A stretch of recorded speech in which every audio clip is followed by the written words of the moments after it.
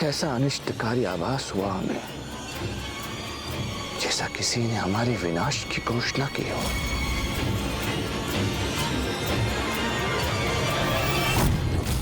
मायासुर ने तो अपनी असीम माया से अपने पिता ब्रह्मदेव को भी प्रभावित कर लिया था। उसकी माया को पराजित करने के लिए मुझे प्रस्थान करने से पूर्व प्रभु श्री महागणपति जी का अभिनंदन कर उनका आशीष प्राप्त करना चाहिए। वही मुझे इस कठिन कार्य में सफलता प्रदान करवाने में सहायक बनेंगे।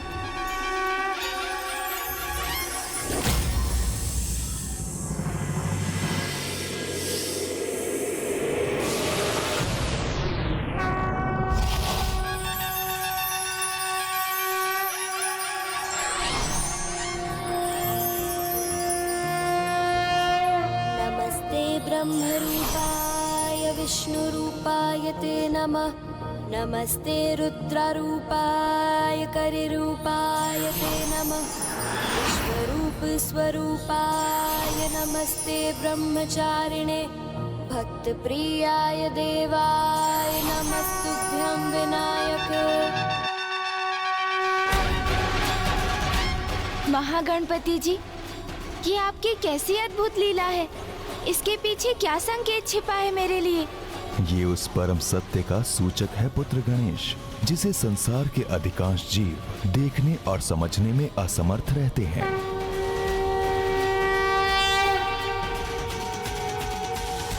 ब्रह्मांड के कण कण में मेरा ही वास है और सभी में मेरा अंश व्याप्त है। इसलिए संसार में सजीव और निर्जीव जो भी हैं, वो मैं ही तो हूँ। संसार का कोई भी अस्तित्व मुझसे भिन्न नहीं, सभी मुझसे संपूर्ण होते हैं, क्योंकि मैं ही सर्वथा संपूर्ण हूँ, परम ब्रह्म ईश्वर हूँ।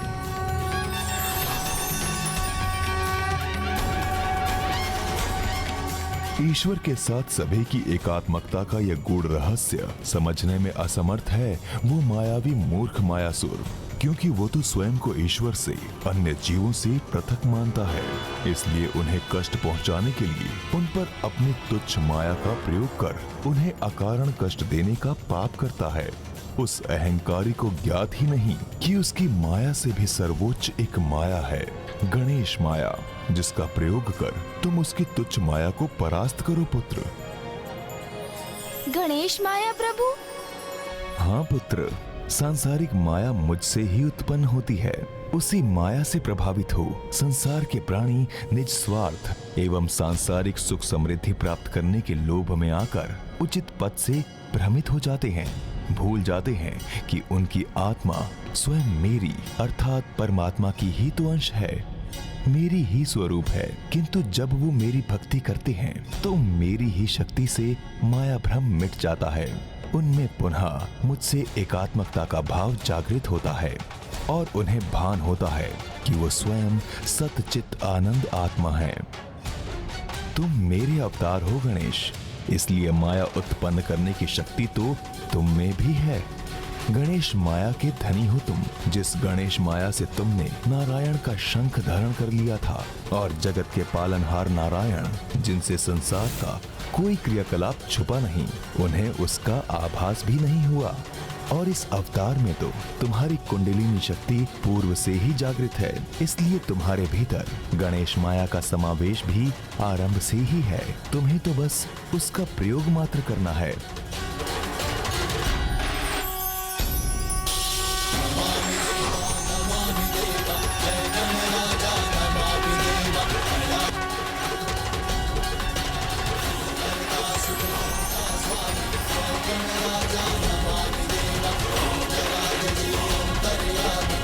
प्रणाम महागणपति जी।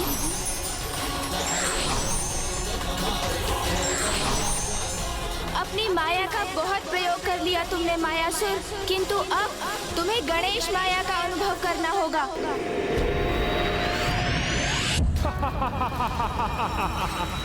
1 करोड़।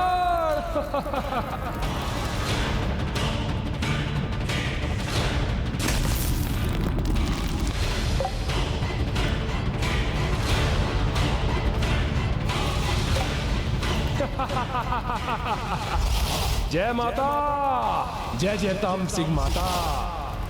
मेरे अनुष्ठान का लाभ हो रहा है, मुझे वृद्धि हो रही है मेरी शक्ति में। अब कोई नहीं रोक सकता मुझे। जय जय माता, जय जय तामसिंह माता।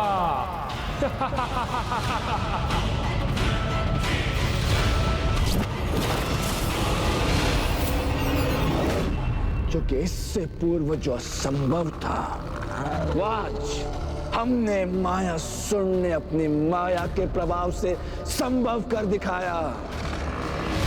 संसार के समस्त नागों को हमने अपनी माया से जड़ कर दिया।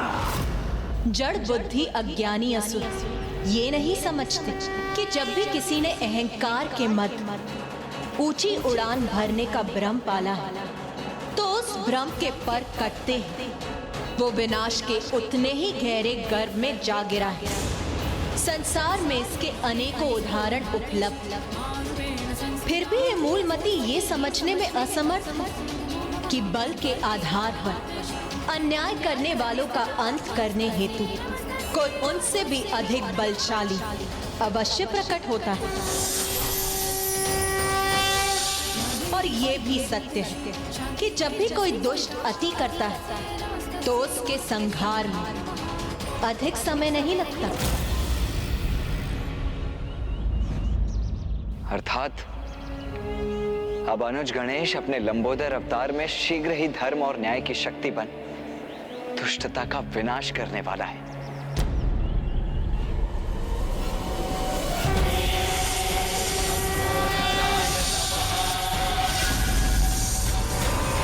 तो यही है वो दुष्ट मायावी मायासुर।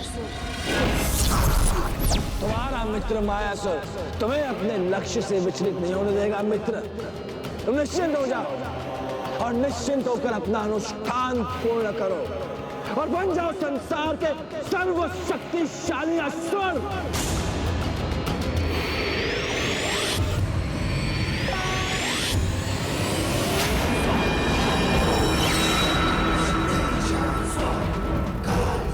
अभी तो दो ही भुजाएं थी मेरी, किंतु अब इन चतुर्भुजाओं के साथ मेरे अनुष्ठान की गति और दुगनी हो जाएगी। जय माता, जय जय तामसिंह माता। 1 करोड़ दो।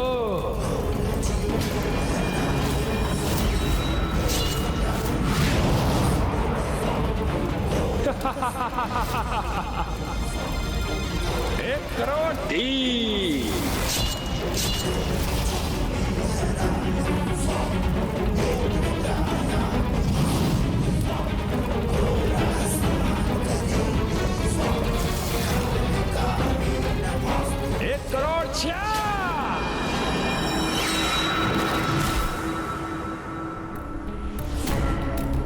उत्तम, अति उत्तम।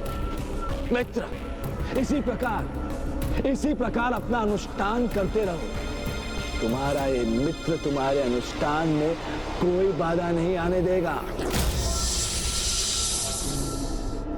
हमने संसार के समस्त नागों को जड़ अवस्था में यहाँ उपस्थित किया है। और तो और नागलोक के राजा शेष नाग भी यहाँ उपस्थित हैं। मित्र, अब इस संसार में कोई भी नाग शेष नहीं रहा। निश्चिंत हो जाओ और अपना अनुष्ठान शीघ्र अति शीघ्र पूर्ण करो। किंतु मैं तो शेष हूँ अभी, सर्वथा कुशल और पूर्ण रूप से चेतन अवस्था में।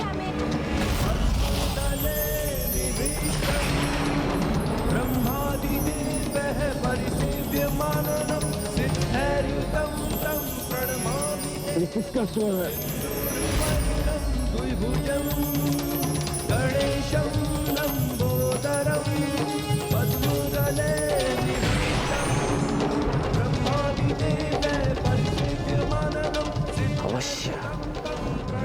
अवश्य कोई न कोई हमारे समीप आ रहा है, किंतु हमें स्पष्ट दिखाई क्यों नहीं दे रहा? कौन है तू? समक्ष हमारा परिचय दे अपना।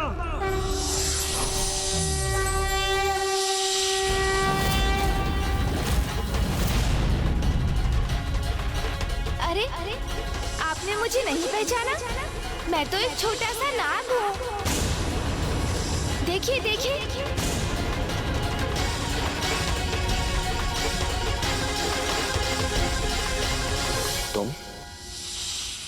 तुम कैसे शेष रह गए? क्योंकि कोई भी नाग हमारी माया के प्रभाव से मुक्त नहीं हुआ। सबको जड़ कर दिया है हमने। अच्छा, सभी नागों को जड़ किया है आपने? हाँ। कदाचित ये सत्य नहीं, मात्र भ्रम है आपका। किंतु आपकी माया से मुक्त मैं ही नहीं, मेरे साथ मेरे अन्य सहयोगी भी शेष हैं अभी। कहाँ है तुम्हारा सहयोगी नाग? बताओ हमें, कहाँ है तुम्हारा सहयोगी नाग? अरे, उनसे भेंट करने के लिए आप इतने अधीर क्यों हो रहे हैं? तनिक धैर्य तो रखिए, मुझे अपनी चुटकी की ध्वनि तो करने दीजिए।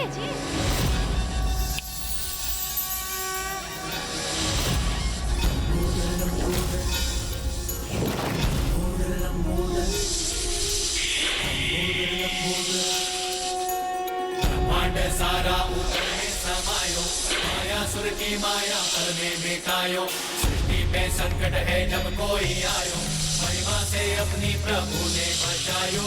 लंबोदर लंबोदर लंबोदर लंबोदर।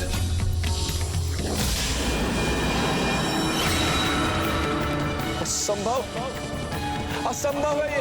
इतने सारे नाग कैसे शेष आ गए? असंभव।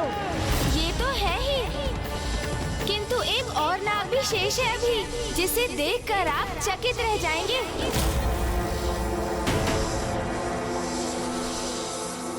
हाँ, एक अत्यंत विशेष नाग शेष है भी। कौन है? कहाँ है वो? आप और कौन? आप ही तो स्वयं एक नाग ही है।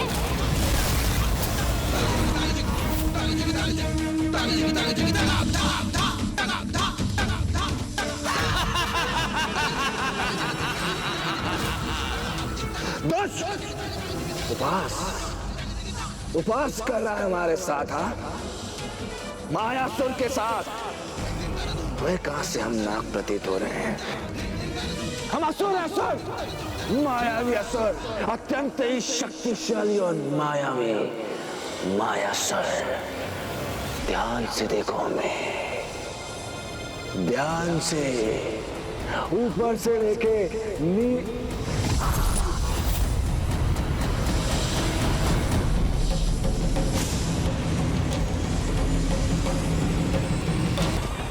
क्या हो रहा है हमारे साथ? ये कैसे संभव है?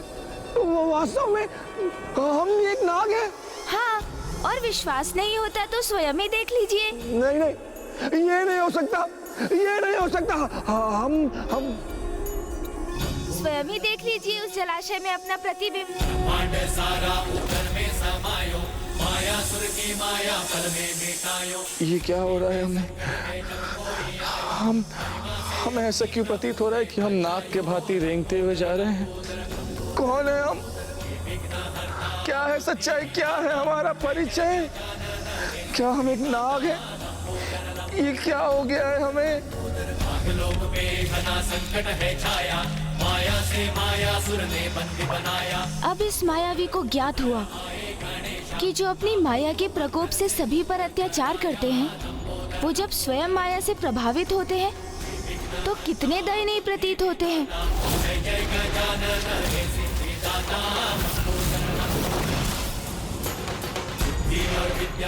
असंभव, असंभव। ये क्या? हम तो एक नाग के समान प्रतीत हो रहे हैं। हाँ, यही है आपका उचित परिचय। हाँ, सत्य है, यही सत्य है, यही वास्तविकता कि हम असुर नहीं हैं। हम एक नाग हैं, नाग, एक भया हुआ नाग है हम। जय माता, जय जय तामसिक माता।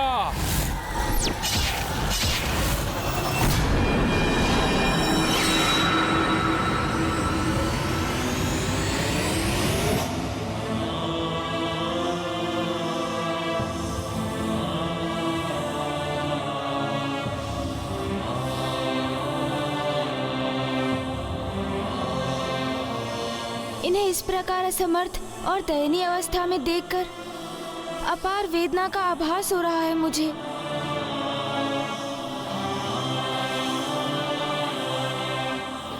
तुम्हारे अंड ने खंडित होकर मिट्टी का स्वाद ले ही लिया और अब तुम भी जाओ और मिट्टी खाओ और अपनी पत्नी और अन्य नागों के बाती जाकर इस गुफा में स्थित हो जाओ।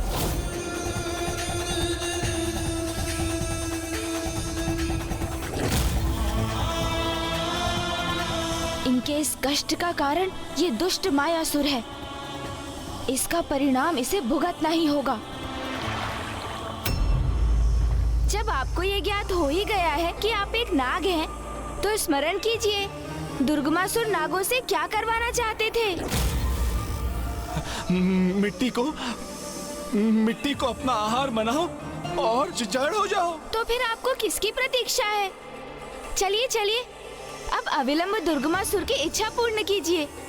हाँ, अवश्य हम दुर्गमासुर की इच्छा पूर्ण करेंगे। अवश्य, हाँ अवश्य, ये उचित है।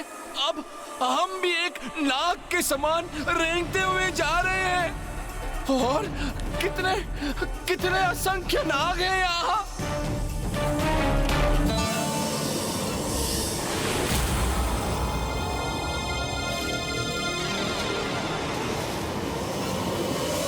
जो माया से अन्य जीवों की दुर्दशा करते हैं, समय आने पर स्वयं उनकी भी वैसी ही दुर्दशा होती है।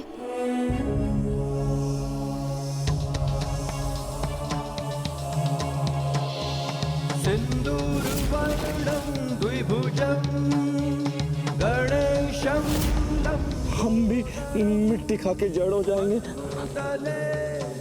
दुष्ट असुर, आपने अपनी माया का प्रयोग कर नागों को मिट्टी को अपना आहार बनाने पर विवश किया।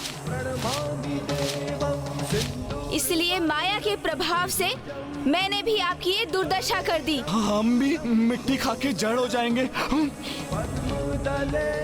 क्योंकि जो किसी अन्य को अपने हाथ विषपान कराते हैं, उन्हें इसका भी आभास अवश्य होना चाहिए कि उनके हाथों में उनके द्वारा वो धारण किया विष उनके भी प्राणों के लिए घातक सिद्ध हो सकता है।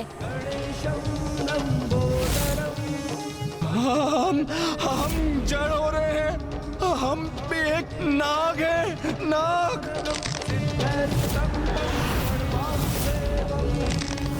जय माता, जय तांत्रिक माता। 2 करोड़। एक दुष्ट का उपाय तो कर दिया मैंने, किंतु ये दूसरा दुष्ट दुर्गमासुर, इसे रोकने का भी कोई उपाय शीघ्र करना होगा मुझे।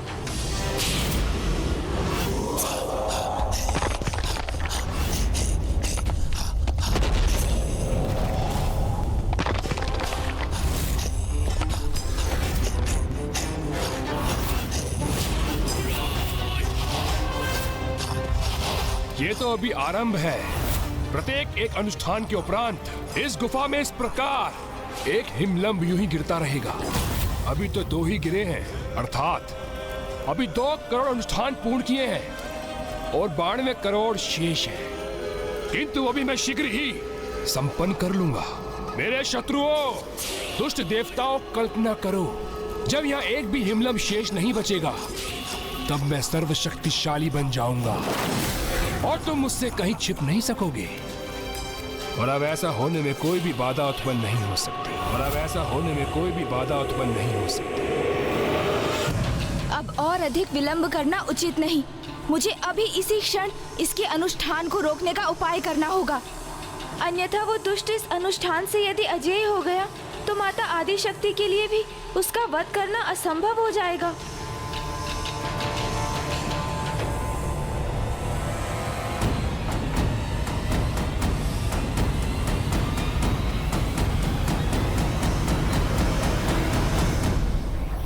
इस दुष्ट दुर्गमासुर ने अपनी सुरक्षा हेतु नागों को इस प्रकार यहाँ बिछाया है कि उन्हें पार कर आगे बढ़ना असंभव है। इसलिए सर्वप्रथम मुझे नागों को जागृत करना होगा और जिसके